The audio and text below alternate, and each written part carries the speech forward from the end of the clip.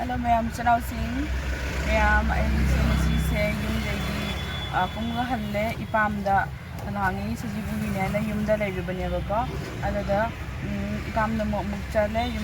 Ipam the Maga, Mamatonta Moika Lebanine, other beginners are now, he said, Yumda Yogi, Ishan Pase and Makalta, minus here, and Taekwondo class leave. ꯑꯗꯨꯗꯒꯤ ꯃꯥꯁꯦ ꯃꯊꯛꯇ ꯊꯥꯒꯠꯈ꯭ꯔꯦ ꯑꯩꯈꯣꯏꯅ ꯑꯗꯨꯝ ꯒꯥꯔꯤ ꯃꯅꯨꯡꯗ ꯐꯝꯅ ꯂꯩꯔꯦ ꯃꯊꯛꯇ ꯐꯝꯕꯗꯣꯀꯣ ꯑꯩ ꯃꯄꯥꯟꯗ ꯐꯝꯕꯅꯤꯅ ꯀꯥꯡꯗꯣ ꯈꯔ ꯆꯤꯛꯄꯩ ꯑꯗꯨꯗꯨꯅ ꯀꯩꯅꯣ ꯇꯧꯔꯦ ꯒꯥꯔꯤ ꯃꯅꯨꯡꯗ ꯂꯩ ꯑꯗꯣ ꯃꯌꯥꯝ ꯍꯧꯖꯤꯛꯁꯦ ꯑꯩꯈꯣꯏꯁꯦ ꯌꯨꯝꯗ ꯆꯠꯇꯣꯏꯅꯦꯕ ꯌꯨꯝꯗ ꯍꯥꯏꯗꯤ ꯏꯄꯥꯝꯗꯀꯣ ꯑꯗꯣ ꯃꯌꯥꯝ ꯑꯗꯨꯝ ꯃꯊꯪ ꯌꯦꯡꯃꯤꯟꯅꯁꯤ ꯀꯃꯥꯏꯅ ꯇꯧꯕꯅꯣ ꯍꯥꯏꯗꯣ ꯃꯌꯥꯝ ꯃꯊꯛꯇ ꯏꯆꯥꯅꯨꯄꯥꯁꯦ ꯁꯥꯟꯅꯔꯤ ꯑꯗꯣ ꯉꯥꯏꯍꯥꯛ ꯁꯥꯟꯅꯕꯁꯦ ꯃꯌꯥꯝꯗ ꯑꯗꯨꯝ ꯁꯤꯌꯥꯔ ꯇꯧꯔꯛꯀꯦ ꯑꯗꯨꯗꯣ ꯀꯩꯅꯣ ꯇꯧꯕꯤ ꯀꯔꯤ ꯌꯥꯏ मैम मथक इचानुपासे ताइक्वांडो क्लास सानरीबको अदो सानबदो मैम दुम शेयर तौरके मखाद अखोजे गायरमनी ngata मथक मुकारुसी मागी लौबगी हाइदी मतम से दुम लौसलएबनेको अदो मैम दुम शेयर तौरके मा सानबदो सिंगा उलके रेडी कर देते अंडा प्रपोज पे जाऊं पैसे तो मेरे अकाउंट में नहीं किया नहीं लेकिन अभी याद आया ओ जरूर ना साइकिल लोगे हारे जरूर लो हो तो हाई लो होता है पैसा दे हाफ हो गया लो होता एक प्लेट दे दो मैं नीचे आके लेती हूँ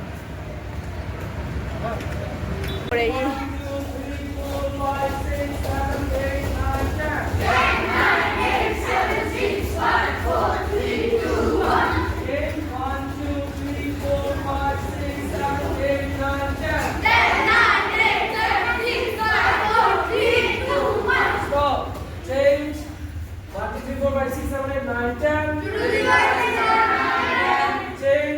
1 2 3 4 5 6 7 8 9 10 change 1 2 3 4 5 6 7 8 9 10 change up 1 2 3 4 5 6 7 8 9 10 change 1 2 3 4 5 6 7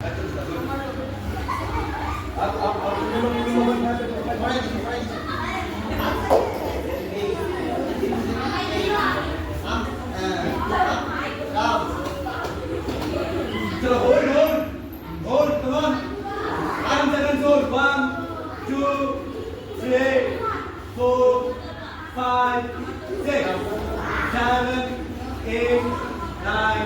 10 left चलो up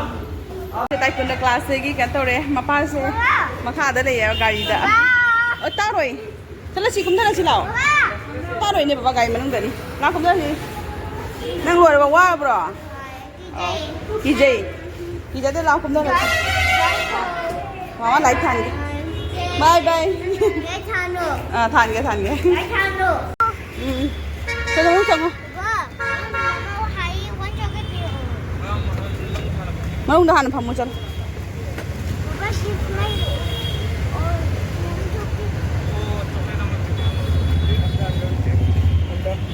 हाँ दुकान से गई जरूम लोग बका हाँ रख हमसे दुकान से गई पचे खरा लौ ही गया कई लौ दे बा पचे लौ ही गया सी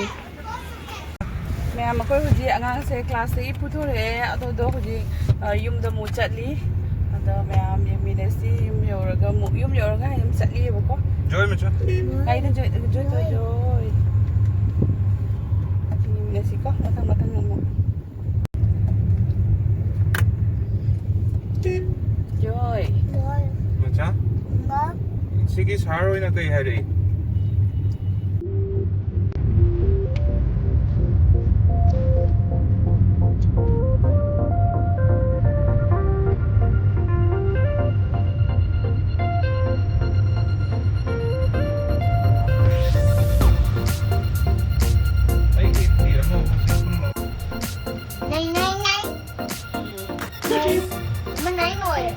Này. Nó sẵn đi đi bây giờ rồi. Đi thôi.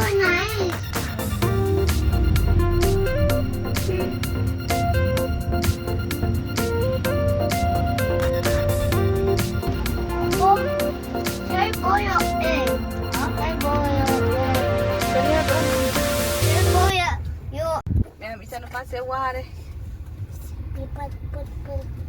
ꯋꯥꯔꯕ ꯋꯥꯔꯕ ꯋꯥꯔꯦ ꯍꯥꯏ ꯃꯥꯁꯦ ꯃꯃꯥꯡꯗꯁꯨꯅꯦ ꯇ꯭ꯔꯥꯐꯤꯛ ꯌꯥꯝꯅ ꯀꯩꯅꯣꯅꯤ ꯉꯁꯥꯏꯗꯒꯤ ꯁꯤꯗ ꯇ꯭ꯔꯥꯐꯤꯛꯇ ꯐꯁꯤꯅ ꯂꯩꯅꯦ ꯑꯩꯈꯣꯏꯁꯦ ꯃꯃꯥꯡꯁꯤꯗ ꯑꯗꯨꯝ ꯒꯥꯔꯤ ꯃꯌꯥꯝꯁꯤꯅ ꯀꯩꯅꯣ ꯈꯤꯇꯪ ꯂꯩꯊꯣꯛꯐꯝꯒꯤ ꯖꯒꯥꯁꯦ ꯑꯩꯁꯤꯒ ꯑꯗꯨꯝ ꯀꯩꯅꯣ ꯇꯧꯔꯦ ꯍꯥꯏꯖꯤꯟꯒꯗꯕ ꯂꯝꯕꯦꯟꯒꯤ ꯁꯥꯏꯁꯤꯗ ꯑꯗꯨꯝ ꯇ꯭ꯔꯥꯐꯤꯛꯅ ꯐꯁꯤꯅ ꯂꯩꯌꯦ ꯒꯥꯔꯤꯁꯤꯡꯁꯤ ꯇꯞꯄꯤ ꯆꯠꯂꯦ ꯍꯧꯖꯤꯛꯇꯤ ꯈꯔ ꯆꯠꯂ ꯃꯥꯜꯂꯦ ꯊꯦꯛꯆꯜꯂꯛꯑꯦ ꯍꯧꯖꯤꯛ ꯉꯁꯥꯏꯗꯩ ꯇ꯭ꯔꯥꯐꯤꯛꯇ ꯐꯁꯤ ꯂꯩꯔꯝꯃꯤꯅꯤ ꯍꯧꯖꯤꯛꯁꯦ ꯃꯥꯏꯒꯦꯁꯤꯒꯤꯗꯨꯒꯤ ꯆꯠꯂꯅꯤ ꯑꯁꯦ ꯌꯨꯝꯂꯣꯟ ꯆꯠꯄꯒꯤ ꯍꯥꯏꯕꯒꯤ ꯃꯐꯝꯅꯤ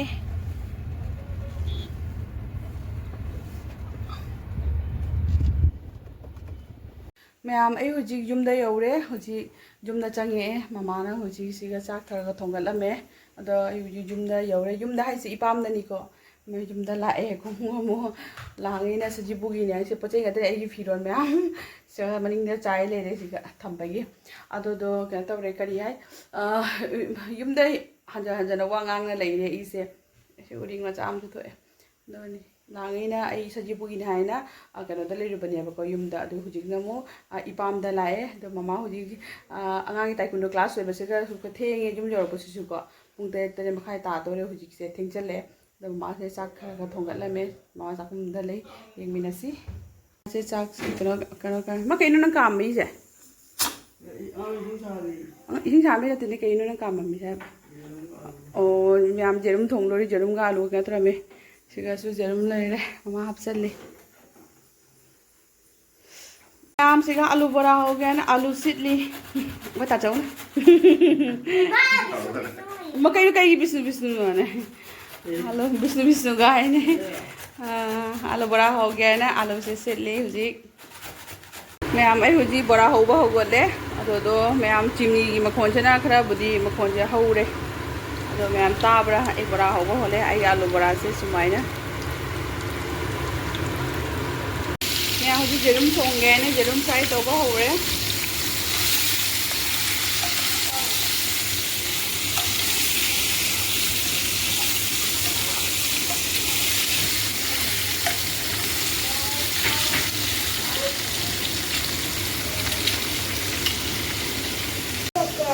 ꯃꯌꯥꯝ ꯑꯩ ꯍꯧꯖꯤꯛ ꯆꯥꯛ ꯊꯣꯡꯉꯤ ꯖꯦꯔꯨꯝ ꯊꯣꯡꯒꯦ ꯇꯧꯔꯤ ꯃꯥꯔꯣ ꯇꯨꯝꯅꯤꯡꯉꯦ ꯋꯥꯔꯦ ꯀꯩꯅꯣꯗꯩ ꯍꯜꯂꯛꯄꯒꯤ ꯑꯗꯣ ꯑꯩ ꯐꯤꯁꯦ ꯑꯩꯁꯨ ꯐꯤꯒ ꯍꯣꯡꯗꯣꯛꯇꯦ ꯄ꯭ꯔꯄꯥ ꯃꯥ ꯇꯨꯝꯈꯤꯗꯣꯔꯦꯅꯅꯦ ꯑꯗꯣ ꯄ꯭ꯔꯄꯥ ꯆꯥꯛ ꯊꯣꯡꯗꯦ ꯃꯃꯥꯅ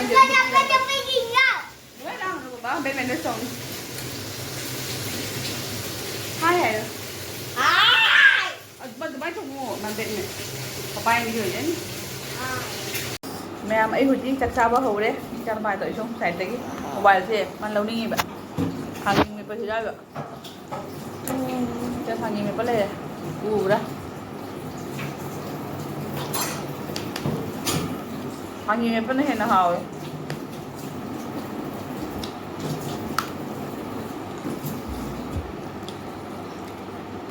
mẹ bị cho nó tao mà cho sẵn mẹ bị cho nó bao giờ sẵn tao đẹp tao vậy một bao giờ phải đi mà nè rồi ngày đấy chắc chắn là gần thì là chỉ có mẹ akwai sai chắc cha ba lôi đấy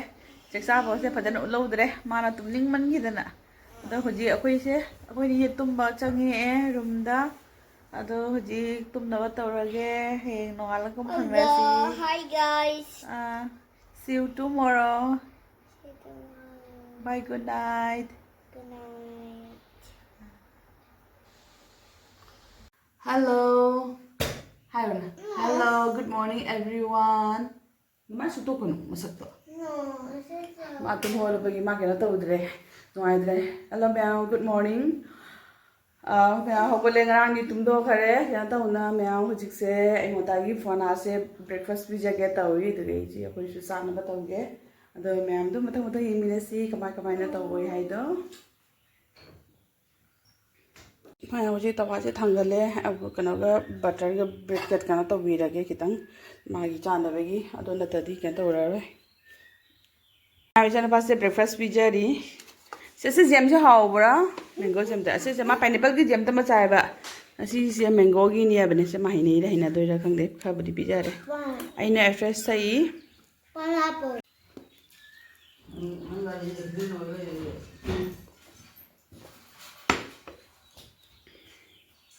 ꯊꯛꯇꯣꯛꯑꯣ ꯃꯤꯜꯛꯇꯣ ꯍꯥꯎꯕ꯭ꯔꯥ Holy.